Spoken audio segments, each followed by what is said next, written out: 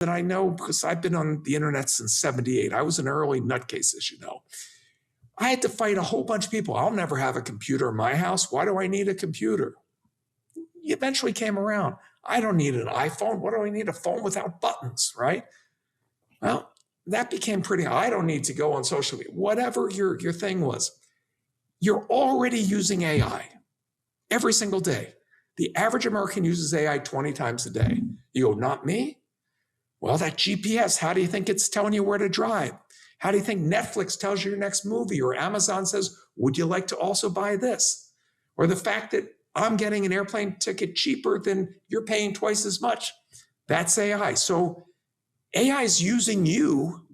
Wouldn't you like to use it to be a force multiplier to make your life infinitely more joyous, easier to achieve, connect with interesting people? That's what I'm about. Welcome to Big Questions, the future of work.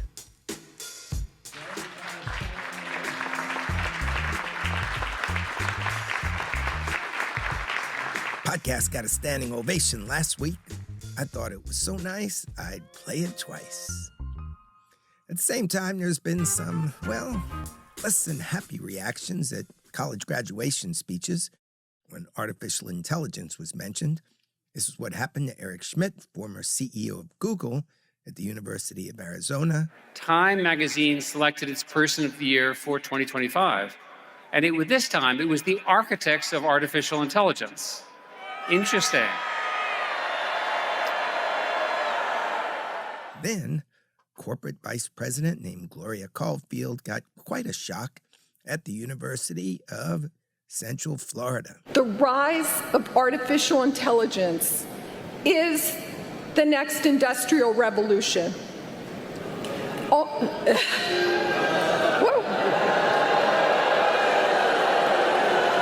happened? There were others. All the graduates feel what a lot of vulnerable, middle-aged people and older people feel. What about the future of our work? What about my job? What about my ability to support a family? My favorite clip from graduation season came from Steve Wozniak, one of the founders of Apple, speaking at Grand Valley State University in Michigan. Steve didn't get booed. He got smiles. You all have AI. You all have AI, actual intelligence.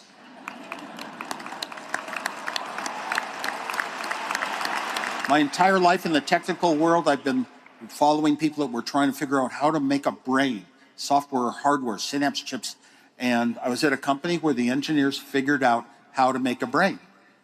It takes 9 months. That's what this podcast is about. It's about your brain. It's about the winks you feel in your gut, the winks that AI can't get. It's about how your brain and your winks can take you through what's coming and help you get the best out of yourself. My guest this week is a guy who's done very well in life and wanted to assure people at a later stage that they could benefit profoundly from AI. But when you listen to Jay Samit, you'll see that his message applies to every student about to graduate. It's not so much about AI as it is about the way humans need to think. You saw Jay at the very top of the episode. Jay is the former independent vice chairman of Deloitte Digital and the author of international bestsellers Disrupt You and Future-Proofing You, and now Second Act Advantage. Reason I feel compelled to pass on our conversation is directly related to my past. When the internet and social media showed up, I really didn't go with it. I was that old school guy. Didn't even want to start a podcast when people thought it was the most natural step forward for me after years of interviewing the people we all want to meet from magazines. Well, it really set me back when the world changed and I didn't know how to call for an Uber. When younger people noticed that I couldn't, made them see me in a lesser light. It's why I decided not to make the same mistake twice. I became comfortable with artificial intelligence at the start, And I don't want anybody to feel like I did when I couldn't navigate the internet. Turns out that people who are advanced in age can use the new tools we now have at our disposal to create second act advantages. It's my hope that the college graduates and the people who are retiring get together to mentor each other through our new world. That's going to be a focus of mine.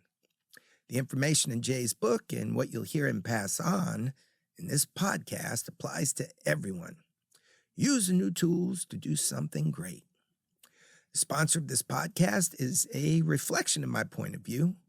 It's a product called Moments that you can find on luxuryconciergetravel.com, and it creates trips around the world that companies give as a reward to human employees for doing great work. After all the tips you get from Jay, you're going to hear a story of someone who won a Moments trip. It starts with a honeymoon story that reminded me of the Chevy Chase movie National Lampoon Vacation, but it ends with a beautiful Moments trip. I'm hoping you can use Jay's way of thinking to follow your passion or do something to get a great Moments trip yourself. So let's go straight to Jay.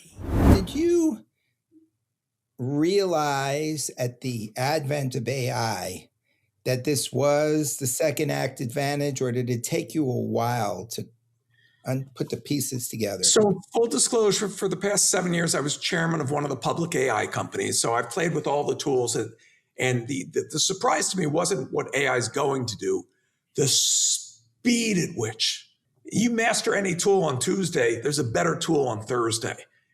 And that was one of the things when I was writing the second act advantage that I realized every book that I've written, and I'm proud of my first 2 books, they're in over a dozen languages. I've heard from readers in 140 countries. It's amazing to me. But every book, nonfiction book, has 2 tragic flaws. The second it goes to paper, it's out of date. And I don't know where you are in your journey. Did you suddenly get broadsided and laid off when you weren't prepared and you have no savings for retirement? Or are you doing well and you want to set up a nonprofit and you don't know how to do that? So now by combining, we custom built a free AI companion mentor that goes with the book for your journey. I'm not collecting data. It's about you. And this isn't somebody else's AI that was designed for some corporate goal that's using some biased data. It's how can you enrich your life by what you want to do and privately ask questions of what you don't. You don't need to know any programming. You just need to talk like you and I are doing or type, and your life will be changed. And like a shower that you need every day, we need motivation every day. So AI is kind of like your partner. Wilbur Wright couldn't have launched an airplane, okay? It took his brother. You need 2 people. You need somebody to bounce ideas off of. So now you have a partner for your new business that wants no equity, will work 24/7, is smarter than you are, doesn't want to get paid, and best of all, has no ego, so you can ask it any questions. And the proof is, I wrote the best book I was capable of. And when it was done, I uploaded it to 4 different AIs, and I said, I want this to be the greatest help to people in their second act. What's missing? And each of them came back with, what about this? What about this? And most of them were things that weren't in the book because I didn't think they needed to be in the book. But there was one topic that I go, that didn't occur to me. That's an oversight. I was narrow focused on this. I forgot about that. And so then I wrote that part of the book, added a chapter, and made it a more holistic, better book. AI brings out the best in you if you ask the right questions. It's not just another Google of tell me when was the War of 1812. As you're going through this, could you relate this to other experiences you had at other times in your life, or was this completely new? Maybe you went to readers, mentors that you had and said, please read this book and give me your feedback. That's been common in publishing. How is that different? What this is different is you're getting up-to-date exact information so nothing's out of date, so that it's really in tune. So there's a chapter on what's called GR arbitrage. 50% of people retiring have a negative net worth. They're in debt. They didn't save up. Social Security isn't going to do it. Universal basic income isn't coming, folks. That's a lie from the tech set, okay? But how can you help yourself? Well, one of the ways is you can live more richly, a better, richer life for less money in other countries. That's a lot to research. Do I move to Costa Rica, to go to Portugal? What about Singapore? I have health issues. I talk about one guy who moved to a beautiful area in Italy. The smells, the spices, the community of the small town. But his first year, he got both knees and hips replaced, and he had to deal with cataract surgery. Total out of pocket, less than $1,000. No. Number one cause of bankruptcy in the U.S., medical issues. So I'm trying to help the largest cohort of people, the boomers, when no one else is out there to help them. And this isn't just for old people, because everyone's going to get disrupted by AI. And it may not come when you want it, but disruption isn't about what happens to you. It's about how you respond. So why not arm yourself with the brightest minds, the best help for the price of a Frappuccino? Like, change your life, change your trajectory. I will tell you, when I started out in tech and everybody else, they weren't billionaires. And one day you wake up and dozens of friends have become billionaires. It's a crazy thing. I never met a millionaire as a kid, like crazy. If you would have told me that billionaires could be miserable because they retired and they don't have a plan for getting joy out of life, that would have been something I couldn't have imagined. So I started realizing that people weren't taught. Retirement for our parents' generation was you stopped working, you went to Florida, you played golf for 2 days, and you died. We're now going to be retired for 30, 40 years. If you don't use your brain, my mom is one of the smartest women I've ever met. She retired, she stopped using it. Dementia comes in. It's a horrible way to go. Her body was alive longer than her essence. That's not what you want. So for all the people that talk about longevity, yeah, you could pump yourself up to some machines and just lay there like a vegetable for 1,000 years. That isn't living. But if you can be vibrant, and I am not Schwarzenegger, you can tell, right? I'm a nerd. I don't go to the gym. My favorite food's pizza. Somebody just sent me as a thank you today. I can't make this up. And I'm so excited. Dry iced handmade pizza from my favorite restaurant in Chicago as a thank you. I'm like, okay, I'm going to break the diet today. But in doing the book, I decided to write a chapter. What's the bare minimum to add 28 years to your life? There's 9 things you have to do. 5 of them you can do in your sleep. So this is called the Lazy Nerd's Guide to Living 28 Years Longer. And most of the science has happened since we were in school. The food pyramid that we saw in the elementary school wall in the 20th century was done by lobbyists, right? They didn't know the difference between good fat and bad fat, right? They thought the most important thing was to eat carbs. There's a reason why the nation's fat. It's not because we're all weak. The diet was changed of what we had access to. Somebody said walk 10,000 steps. That's intimidating to people, even if you got the Fitbit and the watch and everything else. By the way, there's no science for that. After 7,000 steps, it's good, great exercise, run a marathon. But 7,000 steps, you don't get any more heart benefit. So simple things.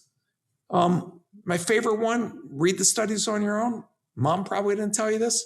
Having more than 7 orgasms in a month, you will live significantly longer. Mom did tell you. You had a different kind of mom. I saw you had a cat. Can I ask if you have a dog? I got a dog, and I know where you're going. Go ahead. You will live longer by having a dog. You will survive strokes better, heart attacks. All this is National Health Institute research. This book is my thickest book. Okay. Because there's a whole bunch of pages of all the footnotes so you can read the science behind it. I am not selling you some paradise. I'm not out there consulting. I'm not doing seminars. You buy the book because I had to work with publishers so it can get into airports. If I could get the word out for free to people, I would. You can change your life. No one has shown you the steps. And once you see other people doing it, I always come away from all the stories that are in the book going, wow, I wasted my time. I could have done so much more to help so many more. These stories are inspiring of people that didn't need to or didn't have means and still change the world just because you can now. And these are all examples after AI, or no, they're both. So the AI falls into two categories: things that you can use it for to launch a business. Like you have expertise and you want to do an online course. How do you do that so you can make money while you're sleeping? How do you monetize social media? How can you do all those things? But there's also AI to live independently longer. I have a self-driving car.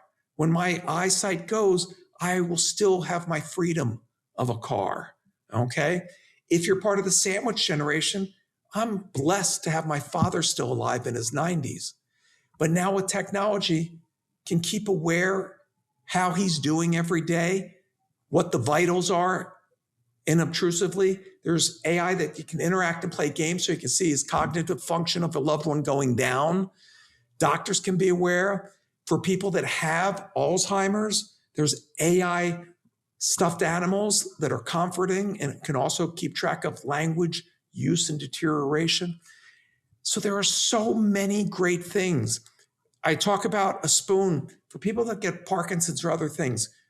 You know, the self-esteem that goes down from not being able to feed yourself. There's an AI spoon that counterbalances all your movements so you can eat soup just like you were 20 years old. There's an AI cane for the blind that's tied into the same thing as your Google and everything. So as a blind person walking around with a cane, where is the door to the restaurant? It can do your exact GPS. You can have that independence. That's what this is about. AI can enrich what you want to do beyond just filling your coffers. So I'm trying to, make a difference. My life was guided by, I had two sons who I loved dearly, very young. And every time I wanted to give up and life was hard and, everybody thinks, you build all these successful billion-dollar companies. No, it's a roller coaster. It wasn't easy. But every time I wanted to give up, I looked down at my boys and I couldn't. I wanted them to have a better life. When they grew up and they're super successful and I would brag on it, but they'd get embarrassed, I lost my motivation. I had something all the billionaires didn't. Enough. I had enough. So I didn't want to chase dollars. So I started teaching how to build a high-tech startup at the university level. I had students become millionaires in a semester. I said, wait a second, I can scale. I can't teach every university, but I can scale. I can do a book. And what I was surprised is my first book, Disrupt You, went around the world. It's in Thai, it's in Chinese, it's in Lithuanian. It's coming out in Amharic, the Ethiopian language, next year. And what surprised me is I thought I was writing a monologue. But when you're an author, it becomes a dialogue. I've heard from readers all over the world. That inspires me to want to help more people. I've heard from people that were committing suicide and didn't because they read the book.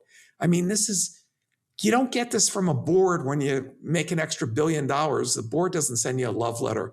No, they tell you in 16 weeks, we expect even more. Right? Wow.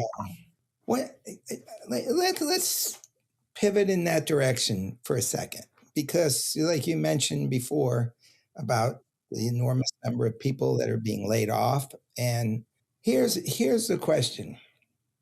You got all these people being laid off.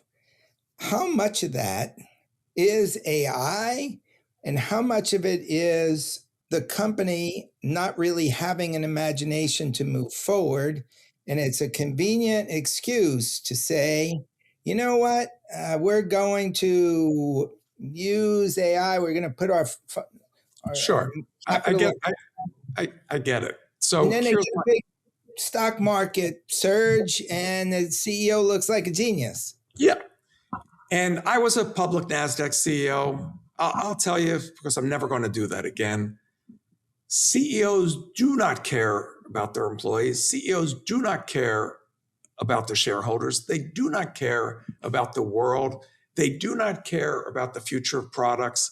They do not care about anything other than what the board tells them to care about, which is that stock has to move to this stock number on this date or they'll get a new CEO. That's their job description. And if you do it, they back up the Brinks truck so you never have to work again. So that's the problem. But to answer your question, each case is going to be different. Some companies are going to use an excuse. In the near term, you're not going to lose your job to AI. You're going to lose your job to someone who's using AI better than you. But in the longer term, 10 years ago in Disrupt You, I said half of all jobs will disappear within the next 20 years. I was a lunatic. When I spoke at Davos, at the World Economic Forum, you know, Davos, speaker before me was the head of the International Monetary Fund. So not a lunatic, a responsible person. And she said a third of all jobs will be disrupted in the next 2 years globally.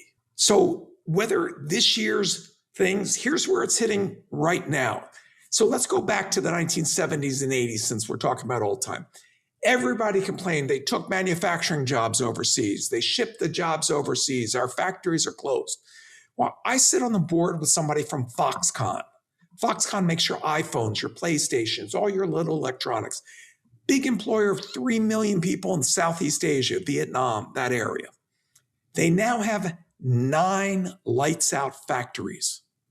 What's a lights out factory? A factory where the lights are out because there's no people. It's all robotics. It's all AI. So what does a country like that do when their whole source of income is manufacturing, and that doesn't need people? Now let's go back to our country. Take STEM. The most important thing is to learn to code. You'll work forever. All the people that are losing their jobs right now, the best code writer is AI. It works 24/7, and it is learning to write better code every day on its own. So we will not be anybody writing code, just like no world-class painter mixes rocks and minerals to make their paint. They buy it at a store, okay? That skill set, AI's taken over. If your job is sitting at a screen all day, gathering numbers from this, that, and the other thing, making spreadsheets to go up to senior management, the computer doesn't need a person sitting there. So those types of things are being automated away. But at the same time, your expertise of working and collaborating and seeing opportunity, that AI doesn't do.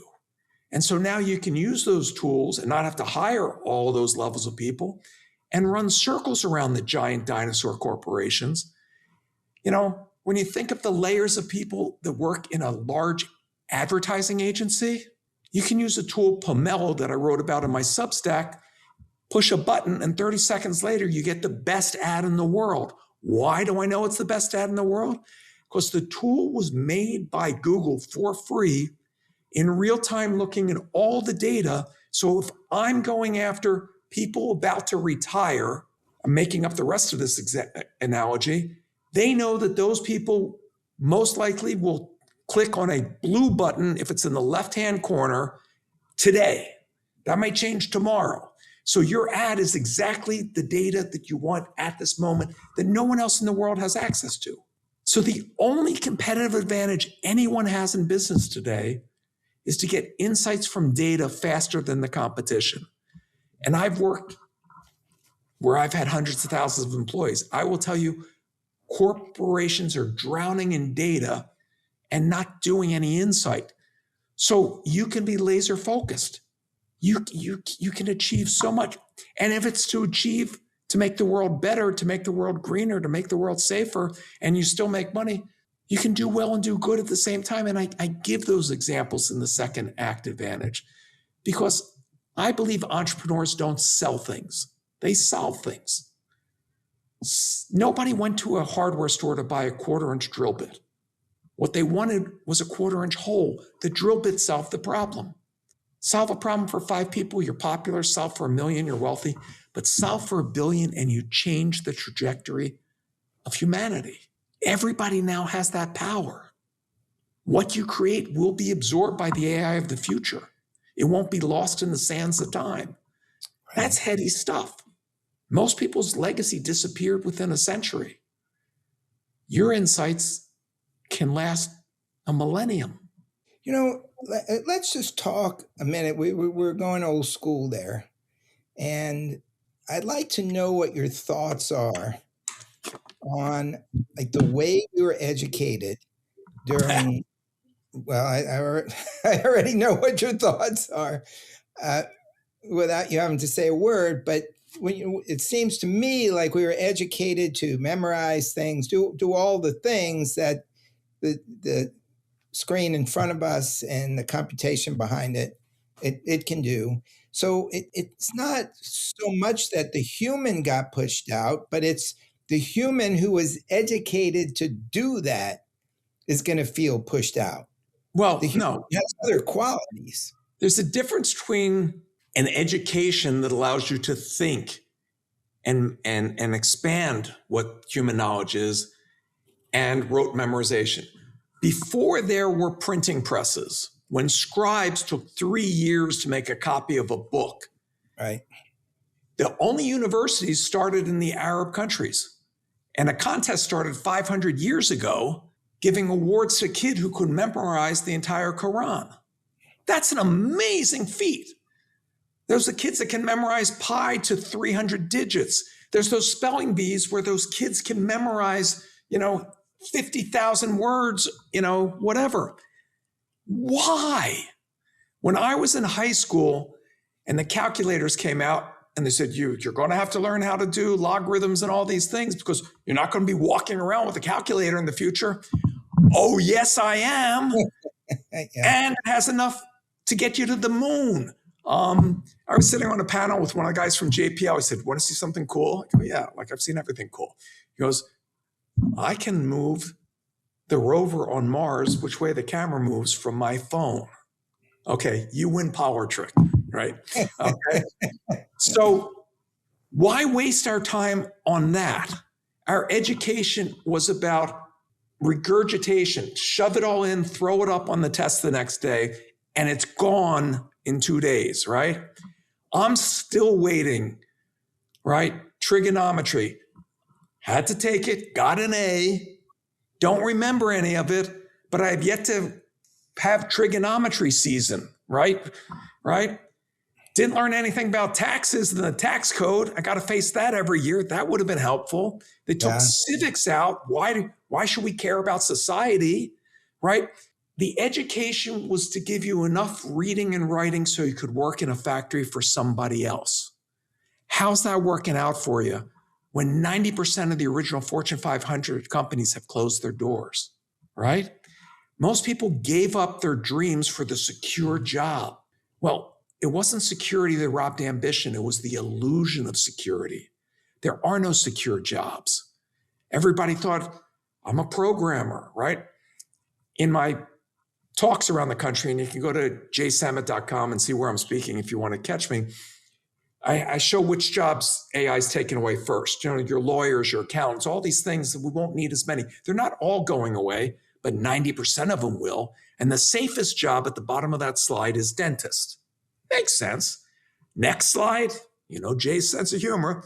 There's a robotic dentistry arm that's now being used in countries that have a shortage of dentists. So you can get your cavities filled. Next slide. In Germany now, not in trials, in regular usage, thanks to AI and CRISPR and stem cells, humans can now regrow any of their teeth. I heard that. So this is the era we live in when cancer hopefully will not be a plague, when we won't be doing things to ourselves, when we can learn how to master the autophagy that our cells naturally do to protect themselves. If you can make it the next 10 years, the world's completely different. But if you can jump on and learn this, look at, when everybody said the internet was a bubble. I spent my entire career when I was young and cocky going, why don't they get it? And I pulled out my hair and look at me now. So will there be bad uses? Absolutely.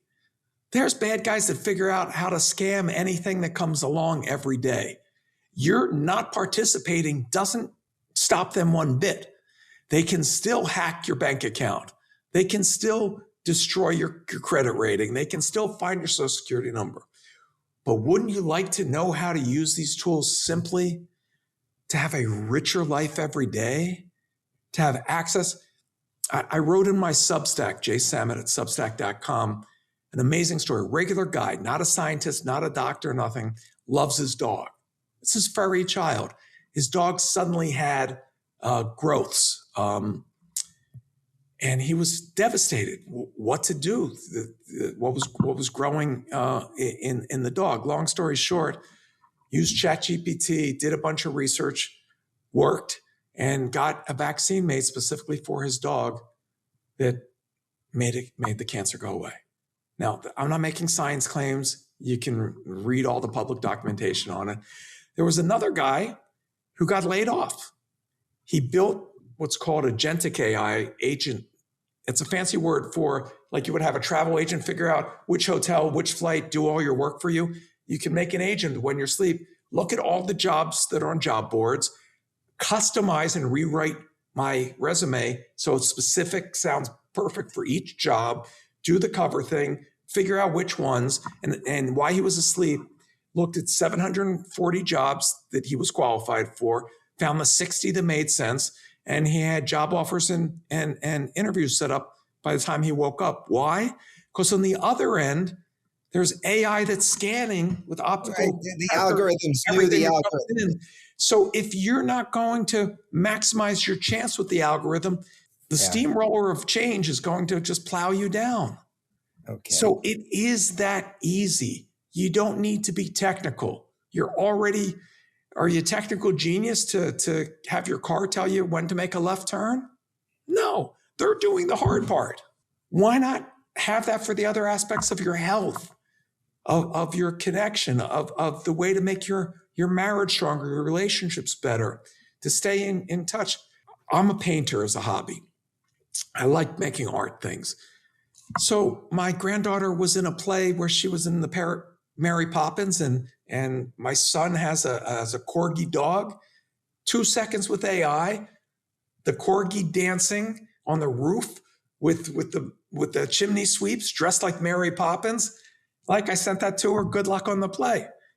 That's what Papa J should be doing, making delightful things for grandkids. How much time did that take? 30 seconds, and I pushed the button once.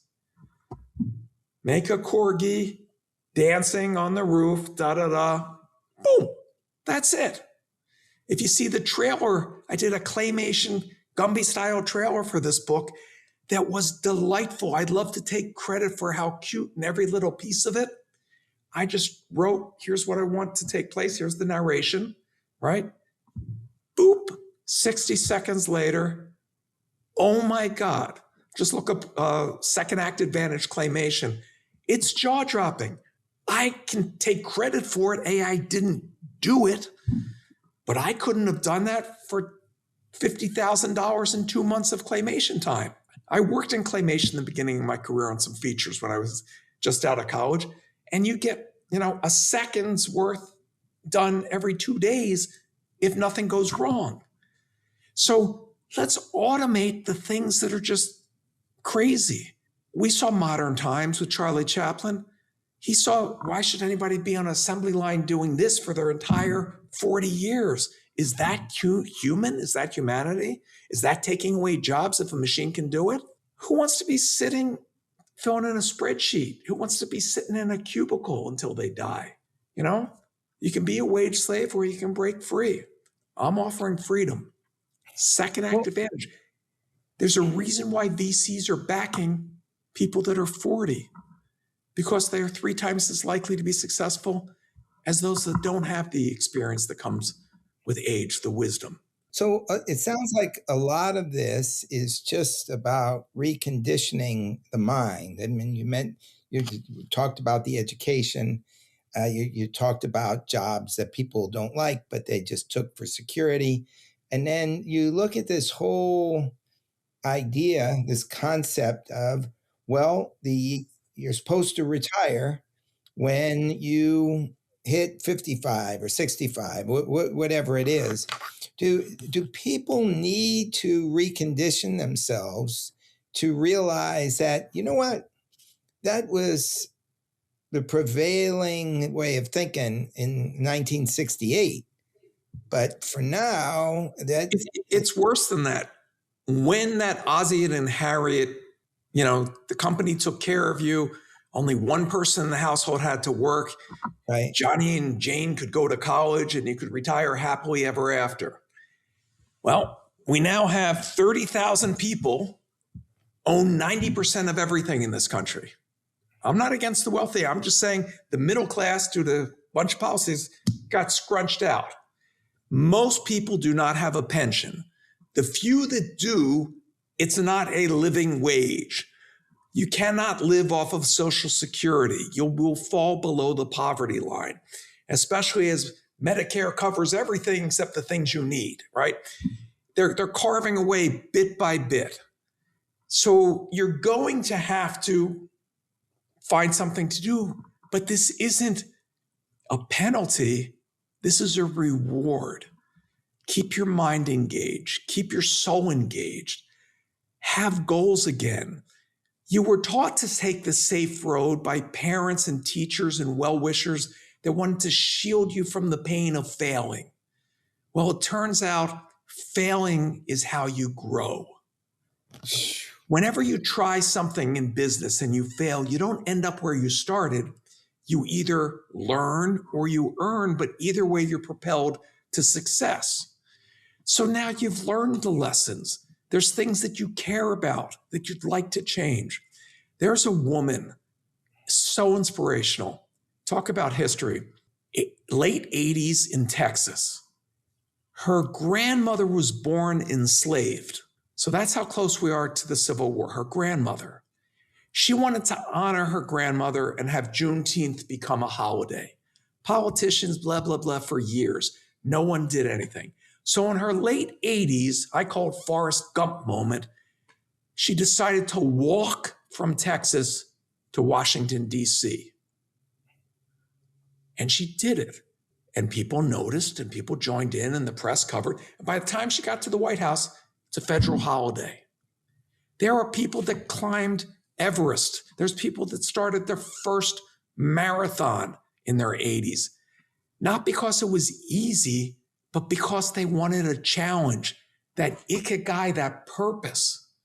And so one of the secrets that's buried in the Second Act Advantage is I also have created the Second Act Society, a free group that everybody gets to join. There's no rules, no secret handshake, no dues. So you can find other growth-minded people, other people that want a better future. And we can find each other and connect globally because the algorithms of social media have been weaponized to divide us because it's more profitable to get people angry. I'd rather have people say, hey, let's meet at the farmer's market and just have a picnic. I want to hear what you're building. How can I help? That's great. You want to start at a thing with the dog shelter to take the dogs to old age homes, or you want to, whatever it is, you want to mentor kids in reading or do reverse mentorship, set up a thing. One guy, to honor his grandmother, came up with the greatest idea. He used to do it with his grandmother in Manhattan in Central Park. Get advice, from Bubby.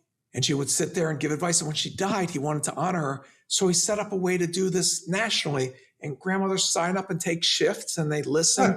And so many people are alone. Most seniors in the US are alone. That isolation is deadly. Yeah. Find others. Give a little, get a little, share. It's not about, you're freed from the corporate structure. You're freed from the look at me. And there's things better than ego. believe me, I'm not writing a book and doing all this work for ego, and I'm not doing it for the dollar you get from a book, okay? I'm doing it to make a difference. I'm doing it because so many people inspired me from my other books that I want to help where I can make a difference with whatever time I'm blessed to have. If I can heal the earth a little bit, that's good enough for me. Well, I want to thank you so much. There you go. Hold it up again. When's the release date, Jay? So you can get it now on Amazon. They ship it on May 5th. If anybody can read a QR code, I don't know if it'll work through this, but that gets you right into the digital Jay. So even before your book, you could start playing with the mentor and see how it can enrich your life. And I thank you for sharing your audience with me. And together, hopefully, we can have an impact. Why don't you hold up that QR code right in the middle of the screen, a little higher than, yeah, there you go. Okay, beautiful. One last question, Jay, because my sponsor is a company called Moments that actually sells vacations to companies who wish to reward the employees who do great work. And my question to you is, if somebody say, Jay, you just did a great job. Here's a moment's vacation. Where would you like to go? Where on earth would you go? What would you like to do? So I'm a spoiled person who loves travel. Been to all 50 states, been to 70, 80 countries. I love travel. But I'll tell you where I'm excited to go next. So that's what my moments would be. I'm going to Bhutan and in the Himalayas. I'll be part of the team putting on a conference there around these same values, getting top CEOs to see how we can make a difference over where we're going the next 50 years. It's called the Asia Visionary Summit. And it's people that are looking for more than just a bottom line of what impact. So getting world leaders together, getting people. And it's such a beautiful kingdom. It was never on my radar screen because I didn't know much about it. But yeah, travel's a great thing. Yeah, moments, people. I'll plug you 6 Ways from Tuesday. I'll tell you all the things on my bucket list that I haven't been to. It's an amazing world because the more you travel, the more you realize that we're all the same. And the AI part to travel, and this is where Moments should really be pushing, is you can now either wear glasses or with the phone be able to talk to anybody. Right. And in live translation, right, they're hearing you in any of 50 or 90 languages, depending which one you use. And I'm hearing your voice in English. And so I travel with 2 devices. So if I meet anybody, just put on these glasses and let's have a conversation and get to know each other. And it's an eye opener in so many ways. Our world is small. And I'm so glad you mentioned it because I traveled around the world for 10 years without a home. And this was back in the day. And a lot of the conversations had to become like charades. Oh, absolutely. And that was cool because we had to work to communicate. And when you... Until the meal came. Oh, man. Well, you reminded me just how different it will be as a traveler in this time. Oh. And so I don't know if that's in your book too. If not, get it up on Digital Jay. We have a whole chapter on like today's young people have it right. They don't wait till they retire to see the world. They're digital nomads. You can work anywhere, live anywhere, spend a month somewhere, get to know the people, get to know the local culture. If you wait till you're a certain age, you're going to be sleeping through most of the places you go. You just don't have the endurance that we once did. But I love your sponsor's idea. I think it's a great gift. That's the perfect segue to our Moments Story of the Week. I hope you like it as much as I enjoyed hearing it for the first time. Now, here's a story about a great second act that comes straight from my sponsor, Moments. Moments allows companies to reward employees who do great work with trips around the world. But this story goes way back to August 2000 after Sal and Lena Cafidi got married in Sandusky, Ohio. Sal's just graduated from law school. He and Lena have very little money.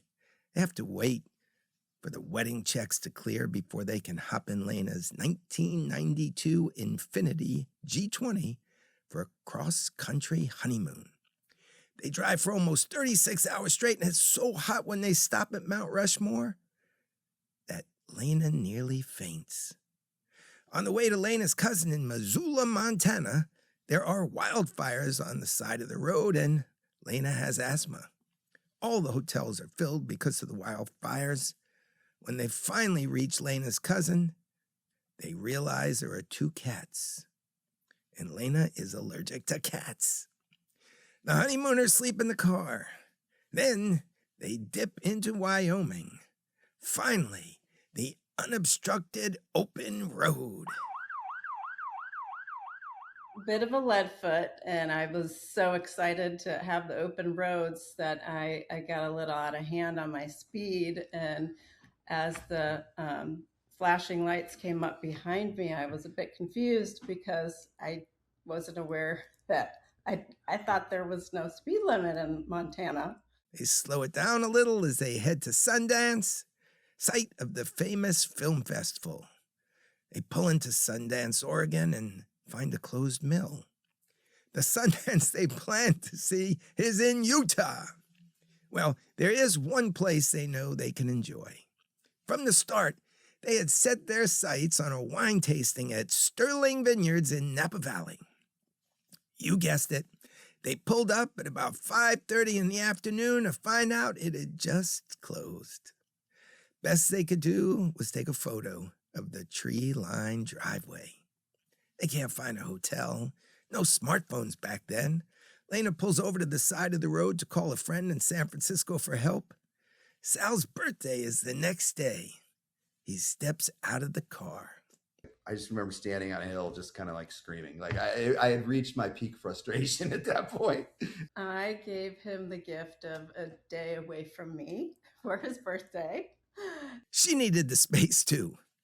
Each would have the day to do whatever they wanted. They go in separate directions with plans to meet that evening. Sal wanders to Amoeba Records and finds a CD put out by an obscure Canadian band he'd been searching for a long time. There are only 2. He decides to treat himself for his birthday and buy one. Goes back to the apartment and meets Lena. She has a birthday present for him. The exact same CD. And it was this dawning moment. We didn't tell each other what we were going to do. And we both went to the exact same place and bought the exact same thing. And I was like, all right, we're going to be okay. I'm not going to mention the car breaking down on the way home, just that Sal and Lena have had a wonderful marriage for a quarter century. When Sal was rewarded for a great idea by the company he worked with, he was gifted with a Moments trip. The couple's 25th anniversary was approaching. You know where they asked Moments' white-gloved concierge desk to send them? Back to Sterling Vineyards for a tour of Napa Valley.